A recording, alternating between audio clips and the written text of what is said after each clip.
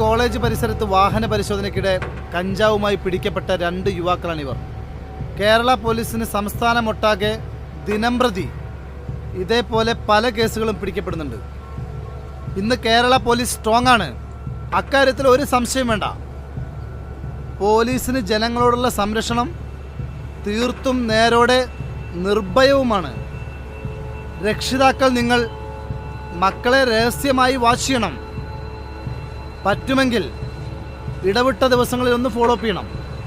അവർ സ്കൂളിൽ എത്തുന്നുണ്ടോ എന്നൊക്കെ ഒന്ന് നോക്കണം.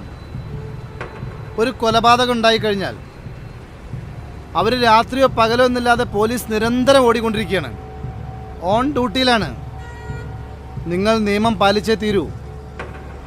പ്രത്യേകിച്ച് മോട്ടോർ വാഹന വകുപ്പിലെ നിയമങ്ങൾ. കേരള പോലീസിൻ്റെ കുറ്റം എത്ര ചെയ്ത ആൾക്കാരായാലും മേൽ കീഴെ നോക്കാതെ പോലീസ് നടപടിയെടുക്കും. അത് അന്നും ഇന്നും എന്നും സത്യമേവ ചെയ്ത്. സംഭവം നടന്നത് ഇവിടെയാണ്. ഇവിടുന്ന് സിറ്റിയിലേക്ക് പോകാൻ 4 വഴികളാണുള്ളത്. പ്രതി ഒരു കാരണവശാലും രക്ഷപ്പെടാൻ പാടില്ല. ഈ 4 വഴി നമ്മൾ ബ്ലോക്ക് ചെയ്യണം. Yes, sir. Come on, get ready. Yes, sir.